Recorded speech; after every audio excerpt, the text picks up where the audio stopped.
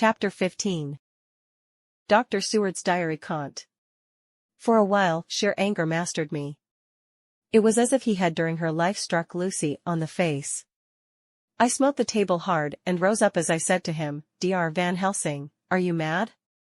He raised his head and looked at me, and somehow the tenderness of his face calmed me at once. "Would I were," he said. "Madness were easy to bear, compared with truth like this." "Oh, my friend, why, think you, did I go so far round, why take so long to tell so simple a thing?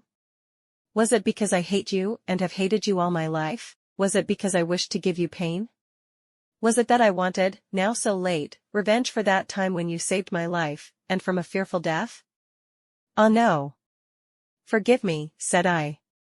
He went on, "My friend, it was because I wished to be gentle in the breaking to you, for I know you have loved that so sweet lady.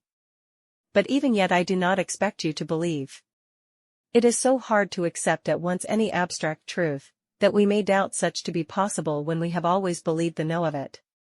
It is more hard still to accept so sad a concrete truth, and of such a one as Miss Lucy. Tonight I go to prove it. Dare you come with me?" This staggered me. A man does not like to prove such a truth, Byron excepted from the category, jealousy. And prove the very truth he most abhorred. He saw my hesitation, and spoke, "The logic is simple, no madman's logic this time, jumping from tussock to tussock in a misty bog. If it not be true, then proof will be relief. At worst it will not harm. If it be true. Ah, there is the dread. Yet every dread should help my cause, for in it is some need of belief. Come, I tell you what I propose. First, that we go off now, and see that child in the hospital. Dr. Vincent, of the North Hospital, where the papers say the child is a friend of mine, and I think of yours since you were in class at Amsterdam. He will let 2 scientists see his case, if he will not let 2 friends. We shall tell him nothing, but only that we wish to learn. And then? He took a key from his pocket and held it up. And then we spend the night, you and I, in the churchyard where Lucy lies. This is the key that locked the tomb. I had it from the coffin man to give to Arthur." My heart sank within me, for I felt that there was some fearful ordeal before us. I could do nothing, however, so I plucked up what heart I could and said that we had better hasten, as the afternoon was passing. We found the child awake. It had had a sleep and taken some food, and altogether was going on well. Dr. Vincent took the bandage from its throat, and showed us the punctures. There was no mistaking the similarity to those which had been on Lucy's throat. They were smaller, and the edges looked fresher, that was all. We asked Vincent to what he attributed them, and he replied that it must have been a bite of some animal, perhaps a rat, but for his own part, he was inclined to think it was one of the bats which are so numerous on the northern heights of London. Out of so many harmless ones, he said, there may be some wild specimen from the south of a more malignant species. Some sailor may have brought one home, and it managed to escape, or even from the zoological gardens a young one may have got loose, or one be bred there from a vampire. These things do occur, you know. Only 10 days ago a wolf got out, and was, I believe, traced up in this direction. For a week after, the children were playing nothing but Red Riding Hood on the heath and in every alley in the place until this bluffer lady scare came along. Since then it has been quite a gala time with them. Even this poor little mite, when he woke up today, asked the nurse if he might go away. When she asked him why he wanted to go, he said he wanted to play with the bluffer lady. "I hope," said Van Helsing, "that when you are sending the child home you will caution its parents to keep strict watch over it. These fancies to stray are most dangerous, and if the child were to remain out another night, it would probably be fatal. But in any case I suppose you will not let it away for some days?" "Certainly not for a week at least, longer if the wound is not healed." Our visit to the hospital took more time than we had reckoned on, and the sun had dipped before we came out. When Van Helsing saw how dark it was, he said, "There is not hurry. It is more late than I thought. Come, let us seek somewhere that we may eat, and then we shall go on our way." We dined at Jack Straw's Castle along with a little crowd of bicyclists and others who were genially noisy. About 10 o'clock, we started from the inn. It was then very dark, and the scattered lamps made the darkness greater when we were once outside their individual radius. The professor had evidently noted the road we were to go, for he went on unhesitatingly, but, as for me, I was in quite a mix-up as to locality. As we went further, we met fewer and fewer people, till at last we were somewhat surprised when we met even the patrol of horse police going their usual suburban round. At last we reached the wall of the churchyard, which we climbed over. With some little difficulty, for it was very dark, and the whole place seemed so strange to us, we found the Westenra tomb. The professor took the key, opened the creaky door, and standing back, politely, but quite unconsciously, motioned me to precede him. There was a delicious irony in the offer, in the courtliness of giving preference on such a ghastly occasion. My companion followed me quickly, and cautiously drew the door to, after carefully ascertaining that the lock was a falling, and not a spring one. In the latter case, we should have been in a bad plight. Then he fumbled in his bag, and taking out a matchbox and a piece of candle, proceeded to make a light. The tomb in the daytime, and when wreathed with fresh flowers, had looked grim and gruesome enough, but now, some days afterwards, when the flowers hung lank and dead, their whites turning to rust and their greens to browns, when the spider and the beetle had resumed their accustomed dominance, when the time-discolored stone, and dust-encrusted mortar, and rusty, dank iron, and tarnished brass, and clouded silver plating gave back the feeble glimmer of a candle, the effect was more miserable and sordid than could have been imagined. It conveyed irresistibly the idea that life, animal life, was not the only thing which could pass away. Van Helsing went about his work systematically, holding his candle so that he could read the coffin plates, and so holding it that the sperm dropped in white patches which congealed as they touched the metal. He made assurance of Lucy's coffin. Another search in his bag, and he took out a turnscrew. "What are you going to do?" I asked. "To open the coffin. You shall yet be convinced." Straightway he began taking out the screws, and finally lifted off the lid, showing the casing of lead beneath. The sight was almost too much for me. It seemed to be as much an affront to the dead as it would have been to have stripped off her clothing in her sleep whilst living. I actually took hold of his hand to stop him. He only said, "You shall see," and again fumbling in his bag took out a tiny fret saw, striking the turnscrew through the lead with a swift downward stab, which made me wince. He made a small hole, which was, however, big enough to admit the point of the saw. I had expected a rush of gas from the weak old corpse. We doctors, who have had to study our dangers, have to become accustomed to such things, and I drew back towards the door. But the professor never stopped for a moment. He sawed down a couple of feet along one side of the lead coffin, and then across, and down the other side. Taking the edge of the loose flange, he bent it back towards the foot of the coffin, and holding up the candle into the aperture, motioned to me to look. I drew near and looked. The coffin was empty. It was certainly a surprise to me, and gave me a considerable shock, but Van Helsing was unmoved. He was now more sure than ever of his ground, and so emboldened to proceed in his task. "Are you satisfied now, friend John?" he asked. I felt all the dogged argumentativeness of my nature awake within me as I answered him. "I am satisfied that Lucy's body is not in that coffin, but that only proves one thing." "And what is that, friend John?" "That it is not there." "That is good logic," he said, "so far as it goes. But how can you, account for it not being there?" "Perhaps a body snatcher," I suggested. "Some of the undertaker's people may have stolen it." I felt that I was speaking folly, and yet it was the only real cause which I could suggest. The professor sighed. "Ah well," he said, "we must have more proof. Come with me." He put on the coffin lid again, gathered up all his things, and placed them in the bag, blew out the light, and placed the candle also in the bag. We opened the door, and went out. Behind us, he closed the door and locked it. He handed me the key, saying, "Will you keep it? You had better be assured."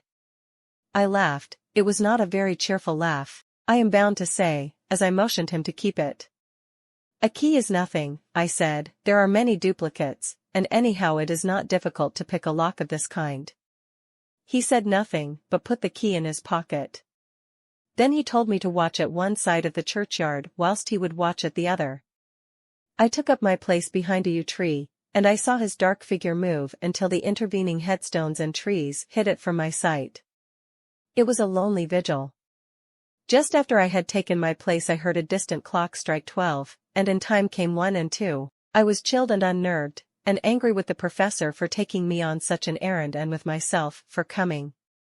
I was too cold and too sleepy to be keenly observant, and not sleepy enough to betray my trust, so altogether I had a dreary, miserable time. Suddenly, as I turned round, I thought I saw something like a white streak, moving between 2 dark yew trees at the side of the churchyard farthest from the tomb. At the same time a dark mass moved from the professor's side of the ground, and hurriedly went towards it. Then I too moved, but I had to go round headstones and railed off tombs, and I stumbled over graves. The sky was overcast, and somewhere far off an early cock crew. A little ways off, beyond a line of scattered juniper trees, which marked the pathway to the church, a white dim figure flitted in the direction of the tomb. The tomb itself was hidden by trees, and I could not see where the figure had disappeared. I heard the rustle of actual movement where I had first seen the white figure, and coming over, found the professor holding in his arms a tiny child. When he saw me, he held it out to me, and said, "Are you satisfied now?" "No," I said, in a way that I felt was aggressive. "Do you not see the child?" "Yes, it is a child, but who brought it here?" "And is it wounded?" "We shall see," said the professor, and with one impulse we took our way out of the churchyard, he carrying the sleeping child. When we had got some little distance away, we went into a clump of trees, and struck a match, and looked at the child's throat. It was without a scratch or scar of any kind. Was I right? I asked triumphantly. "We were just in time," said the professor thankfully. We had now to decide what we were to do with the child, and so consulted about it. If we were to take it to a police station, we should have to give some account of our movements during the night. At least, we should have had to make some statement as to how we had come to find the child. So finally we decided that we would take it to the heath, and when we heard a policeman coming, would leave it where he could not fail to find it. We would then seek our way home as quickly as we could. All fell out well. At the edge of Hampstead Heath, we heard a policeman's heavy tramp, and laying the child on the pathway, we waited and watched until he saw it as he flashed his lantern to and fro. We heard his exclamation of astonishment, and then we went away silently. By good chance we got a cab near the Spaniards, and drove to town. I cannot sleep, so I make this entry. But I must try to get a few hours' sleep, as Van Helsing is to call for me at noon. He insists that I go with him on another expedition. September 27th. It was 2 o'clock before we found a suitable opportunity for our attempt. The funeral held at noon was all completed, and the last stragglers of the mourners had taken themselves lazily away, when, looking carefully from behind a clump of alder trees, we saw the sexton lock the gate after him. We knew that we were safe till morning, did we desire it, but the professor told me that we should not want more than an hour at most. Again I felt that horrid sense of the reality of things, in which any effort of imagination seemed out of place, and I realized distinctly the perils of the law which we were incurring in our unhallowed work.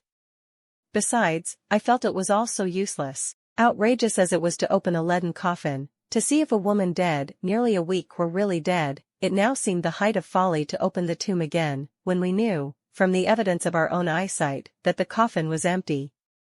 I shrugged my shoulders, however, and rested silent, for Van Helsing had a way of going on his own road, no matter who remonstrated.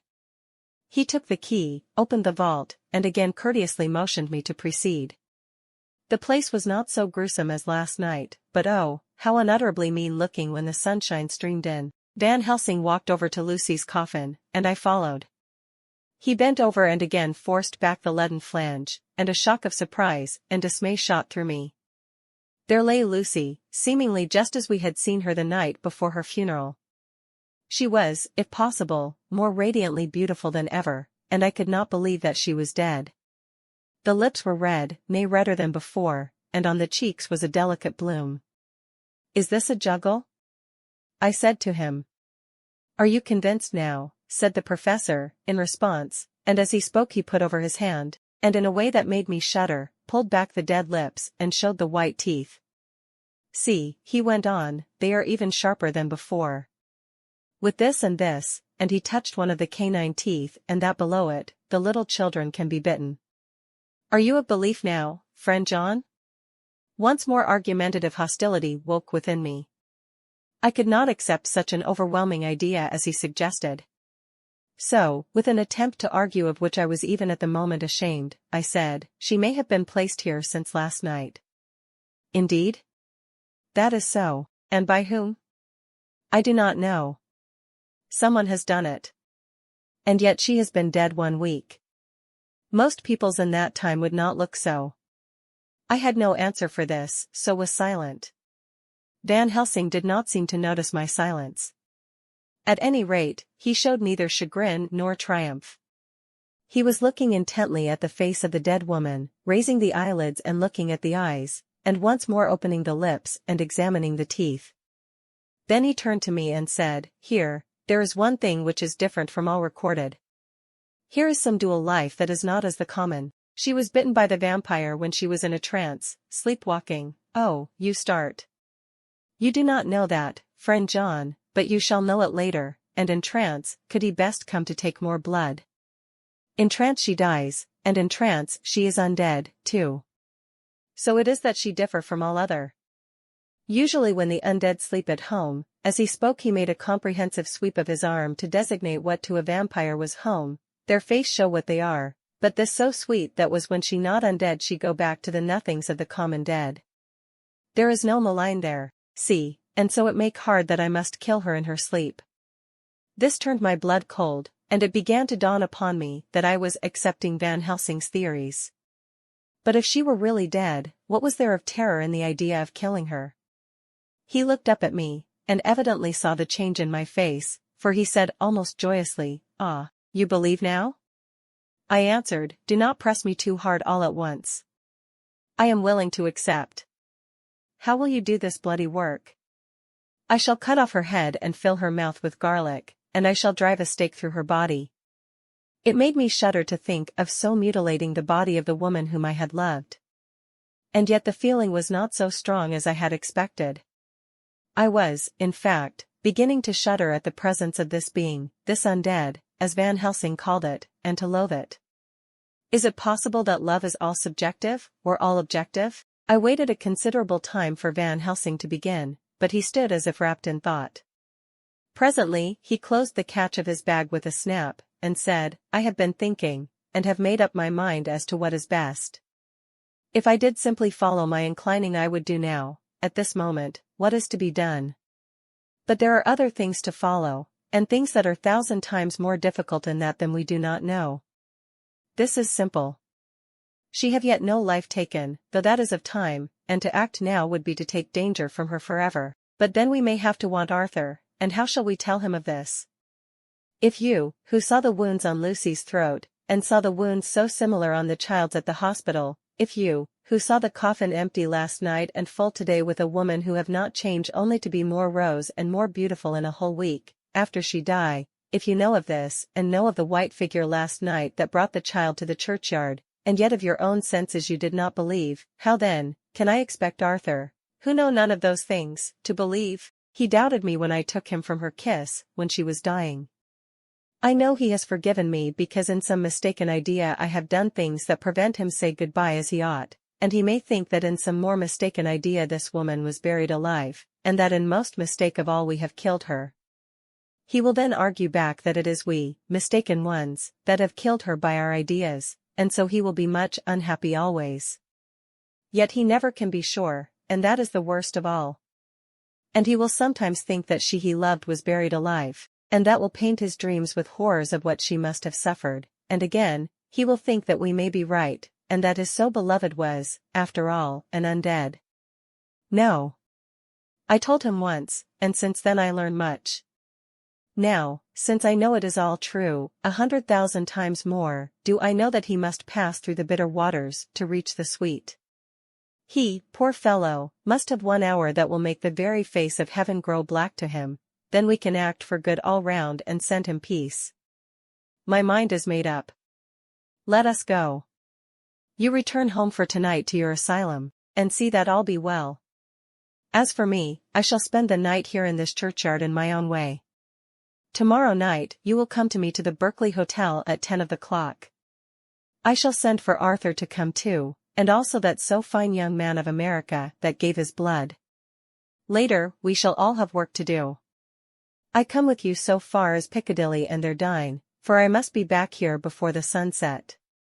So we locked the tomb and came away, and got over the wall of the churchyard, which was not much of a task, and drove back to Piccadilly. Note left by Van Helsing in his portmanteau, Berkeley Hotel directed T.O. John Seward, M.D., not delivered, September 27, friend John, I write this in case anything should happen. I go alone to watch in that churchyard. It pleases me that the undead, Miss Lucy, shall not leave tonight, that so on the morrow night she may be more eager. Therefore I shall fix some things she like not, garlic and a crucifix, and so seal up the door of the tomb. She is young as undead, and will heed. Moreover, these are only to prevent her coming out. They may not prevail on her wanting to get in, for then the undead is desperate, and must find the line of least resistance, whatsoever it may be. I shall be at hand all the night from sunset till after sunrise, and if there be aught that may be learned I shall learn it. For Miss Lucy or from her, I have no fear, but that other to whom is there that she is undead, he have not the power to seek her tomb and find shelter. He is cunning, as I know from Mr. Jonathan and from the way that all along he have fooled us when he played with us for Miss Lucy's life, and we lost, and in many ways the undead are strong. He have always the strength in his hand of 20 men, even we 4, who gave our strength to Miss Lucy, it also is all to him. Besides, he can summon his wolf and I know not what. So if it be that he came thither on this night, he shall find me. But none other shall, until it be too late. But it may be that he will not attempt the place. There is no reason why he should. His hunting ground is more full of game than the churchyard where the undead woman sleeps, and the one old man watch. Therefore I write this in case. Take the papers that are with this, the diaries of Harker and the rest, and read them, and then find this great undead, and cut off his head and burn his heart or drive a stake through it, so that the world to watch in that churchyard. It pleases me that the undead, Miss Lucy, shall not leave tonight, that so on the morrow night she may be more eager. Therefore I shall fix some things she like not, garlic and a crucifix, and so seal up the door of the tomb. She is young as undead, and will heed. Moreover, these are only to prevent her coming out. They may not prevail on her wanting to get in, for then the undead is desperate, and must find the line of least resistance, whatsoever it may be. I shall be at hand all the night from sunset till after sunrise, and if there be aught that may be learned I shall learn it. For Miss Lucy or from her, I have no fear, but that other to whom is there that she is undead, he have not the power to seek her tomb and find shelter. He is cunning, as I know from Mr. Jonathan and from the way that all along he have fooled us when he played with us for Miss Lucy's life, and we lost, and in many ways the undead are strong. He have always the strength in his hand of 20 men, even we 4, who gave our strength to Miss Lucy, it also is all to him. Besides, he can summon his wolf and I know not what. So if it be that he came thither on this night, he shall find me. But none other shall, until it be too late. But it may be that he will not attempt the place. There is no reason why he should. His hunting ground is more full of game than the churchyard where the undead woman sleeps, and the one old man watch. Therefore I write this in case. Take the papers that are with this, the diaries of Harker and the rest, and read them, and then find this great undead, and cut off his head and burn his heart or drive a stake through it, so that the world may rest from him. If it be so, farewell. Van Helsing. Dr. Seward's Diary, September 28. It is wonderful what a good night's sleep will do for one. Yesterday I was almost willing to accept Van Helsing's monstrous ideas, but now they seem to start out lurid before me as outrages on common sense. I have no doubt that he believes it all. I wonder if his mind can have become in any way unhinged. Surely there must be some rational explanation of all these mysterious things. Is it possible that the professor can have done it himself? He is so abnormally clever that if he went off his head he would carry out his intent with regard to some fixed idea in a wonderful way. I am loath to think it, and indeed it would be almost as great a marvel as the other to find that Van Helsing was mad, but anyhow I shall watch him carefully. I may get some light on the mystery. September 29th. Last night, at a little before 10 o'clock, Arthur and Quincy came into Van Helsing's room. He told us all what he wanted us to do, but especially addressing himself to Arthur, as if all our wills were centered in his. He began by saying that he hoped we would all come with him too, for, he said, there is a grave duty to be done there. You were doubtless surprised at my letter? This query was directly addressed to Lord Godalming. I was. It rather upset me for a bit. There has been so much trouble around my house of late that I could do without any more. I have been curious, too, as to what you mean. Quincy and I talked it over, but the more we talked, the more puzzled we got, till now I can say for myself that I'm about up a tree as to any meaning about anything. Me too, said Quincy Morris laconically. Oh, said the professor, then you are nearer the beginning, both of you, than friend John here, who has to go a long way back before he can even get so far as to begin. It was evident that he recognized my return to my old doubting frame of mind without my saying a word. Then, turning to the other two, he said with intense gravity, I want your permission to do what I think good this night. It is, I know, much to ask, and when you know what it is I propose to do you will know, and only then how much. Therefore may I ask that you promise me in the dark, so that afterwards, though you may be angry with me for a time, I must not disguise from myself the possibility that such may be. You shall not blame yourselves for anything. That's frank anyhow, broke in Quincy. I'll answer for the professor. I don't quite see his drift, but I swear he's honest, and that's good enough for me. I thank you, sir, said Van Helsing proudly. I have done myself the honor of counting you one trusting friend, and such endorsement is dear to me. He held out a hand, which Quincy took. Then Arthur spoke out, Dr. Van Helsing, I don't quite like to buy a pig in a poke, as they say in Scotland, and if it be anything in which my honor as a gentleman or my faith as a Christian is concerned, I cannot make such a promise. If you can assure me that what you intend does not violate either of these two, then I give my consent at once, though for the life of me, I cannot understand what you are driving at. I accept your limitation, said Van Helsing, and all I ask of you is that if you feel it necessary to condemn any act of mine, you will first consider it well and be satisfied that it does not violate your reservations. Agreed, said Arthur.